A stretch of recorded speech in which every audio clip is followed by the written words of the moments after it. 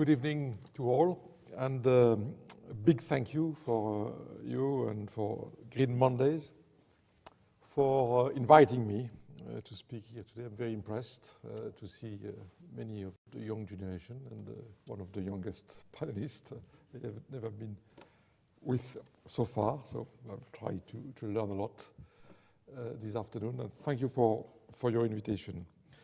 And when I have been asked to take part, I was explained what Green Mondays was all about, and I have to say that I want to applaud the work that Green Mondays does in bringing business together, encouraging innovation, and pushing sustainability up the business agenda. And now, more than ever, companies need to think about and try to build trust. Because I think the title of today's, The Age of Trust, is something of a paradox. You could equally argue that we are in an age of mistrust. And I want to talk about the mistrust facing institutions and industries in our society, about the position of my industry, the energy industry, and how we can build trust through leadership, delivery, and embracing critically social media, the digital world. And I'm very, very happy to think that we will have a lively discussion afterwards. So the financial crisis of the past few years illustrates, we all know that, both the importance of trust and what happens when trust is shaken. After all, the crisis was triggered by the collapse in the trust in the financial systems at every level. And in recent years, the credibility of politicians has been changes as well. For instance, by the way they have been handling, or the way they have not been handling, sovereign debt crisis in many countries, and another example, very different, by the abuse of parliamentary expenses. The media, too, has been damaged by the phone hacking scandal. This crisis of mistrust is a crisis of leadership, of leaders failing to recognize and engage with their audiences' concerns. A recent poll showed that whilst 56% of Britons have faith in business, only 14% trusted business leaders to tell the truth. And I believe strongly there is a way out of this crisis.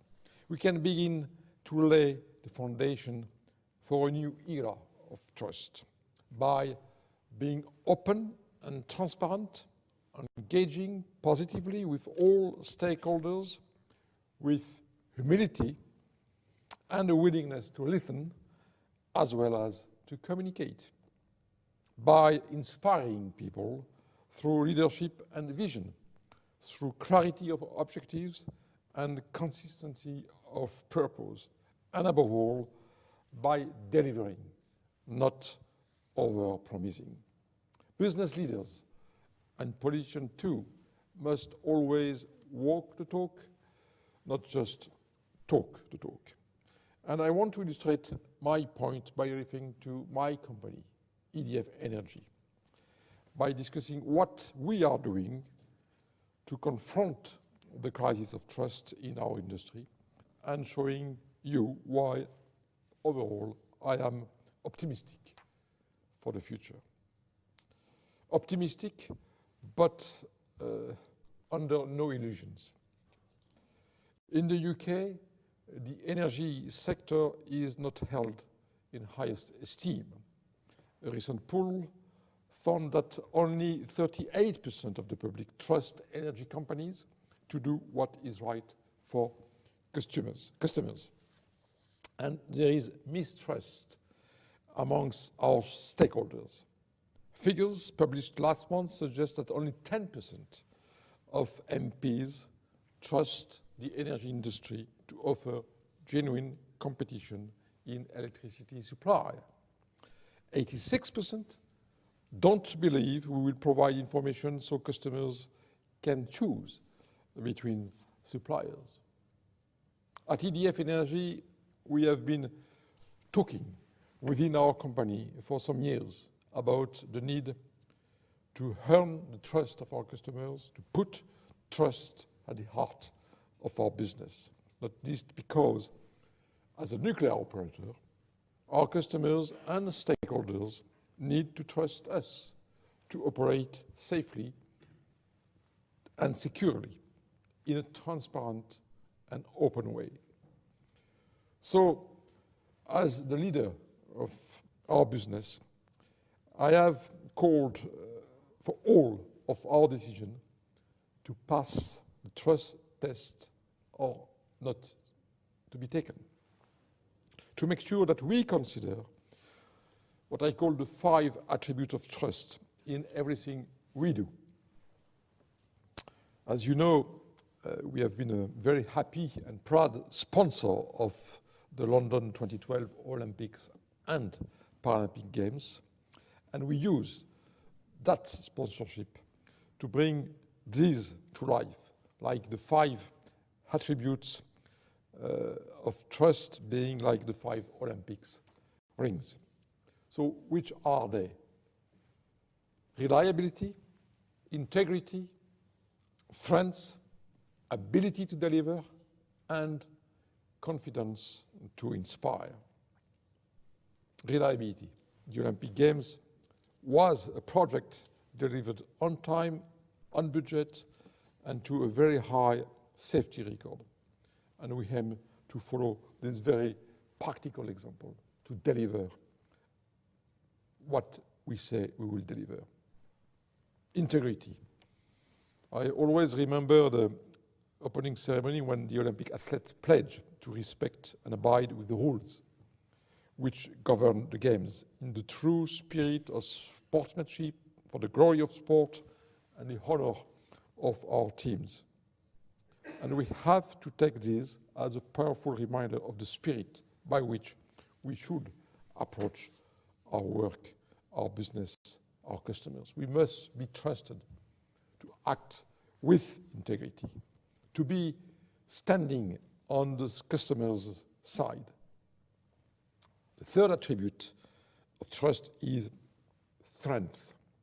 And of course, our Olympic athletes last year showed strength in their commitment, the determination to excel. And we have to be strong in our commitment. And we have to be determined to excel. We have to behave in the same way. Reliability, integrity, strength, and together those attributes give the ability to deliver. And again, we should aim to be like Team GB as we go about our business, not hesitating to draw on the best talent and creating the right team to deliver, whether delivering every day for our customers or developing plans for a new generation of nuclear power stations. And the final attribute, the final ring, is having the confidence to inspire. And that means doing more than business as usual. It's about delivering a greater social good. In this age of mistrust, people will no longer tolerate companies not committed to wider social benefits. And they will not trust companies which pay lip service to their responsibilities. In particular, corporate and social responsibility should not be an initiative.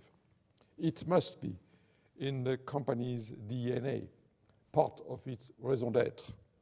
That is what we believe at EDF Energy. After all, our very categorization as a utility puts us center stage in securing the economic recovery and the transition to a low-carbon economy. The word utility echoes the French word utile, useful, meaning that what we do is not just a function, it is a socially useful function. We have had very clear goals and a program to become a more sustainable business since 2006. As an energy company, that means working towards securing affordable, low-carbon energy supplies and offering a fair deal for all, taking our responsibilities to our customers seriously and helping those most in need. Our sustainability commitments did a great deal to put us on the right path. And unlike some, we never wavered from our belief in the importance of tackling climate change. We did not take advantage of the economic crisis to ditch targets for carbon emissions. We demonstrated continuity and credibility. We took action. We continue to invest hundreds of millions in our existing low-carbon fleet, securing significant extensions of life for our nuclear stations and taking forward big plans for onshore and offshore wind farms. As long ago as 2006, we made the very significant commitment to reduce the intensity of the carbon emissions from our electricity generation by 60% by 2020. And we will exceed these targets, and we have now to decide to go beyond it. Since 2008, we have engaged with over 8 million young people through our Pod Schools program, encourage their commitment to sustainability. And we have achieved also the gold standard for diversity and inclusion from Diversity Works for London. And we are very proud that we are one of just 4 organizations nationwide to have been given this award. So we have a good record. But now it is time to embed sustainability even more deeply in our business. So we have decided this year to merge our overarching business ambitions and our sustainability commitments. We no longer class sustainability as a separate ambition.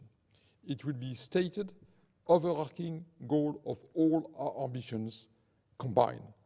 And in addressing the challenge of mistrust, we think EDF Energy has listened to customers.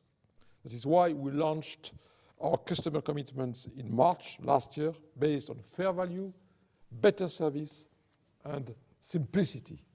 Again, rather than talk the talk, we walked the walk. A lot of customers told us that we were confused by how many tariffs we offer. We simplified the tariffs we offer to just 2 types, fixed and variable. And we introduced a groundbreaking price promise to tell customers on our blue tariff if any supplier of our competitors is more than £1 a week cheaper than us. We have always led the industry in protecting vulnerable customers and the fuel poor.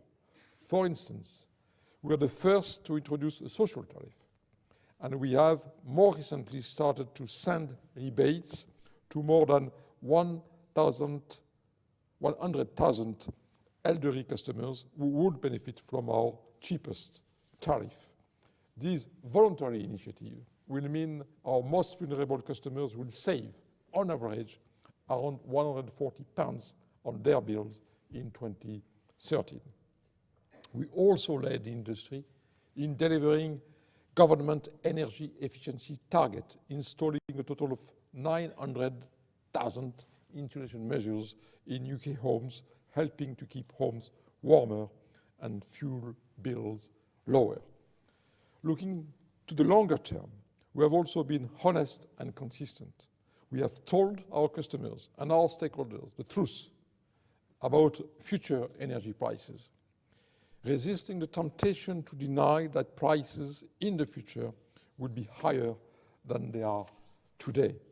The current wholesale power prices is not an appropriate benchmark for the decades to come because there is reduced global demand, because carbon prices are very, very low indeed, and because the current power prices do not reflect the cost of investing in secure, low-carbon energy infrastructure that we need to invest in.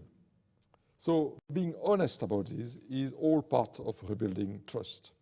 We know there is more to do, but I think we are making progress by subjecting every decision to this trust test through reliability, integrity, and trends, by having the confidence to inspire and by our role delivering.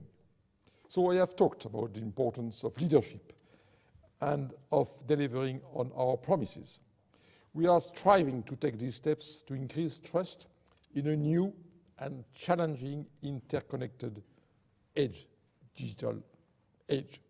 Social media enables citizens to put questions, pose challenges, and shine a light on organization in a way which was unimaginable only a few years ago.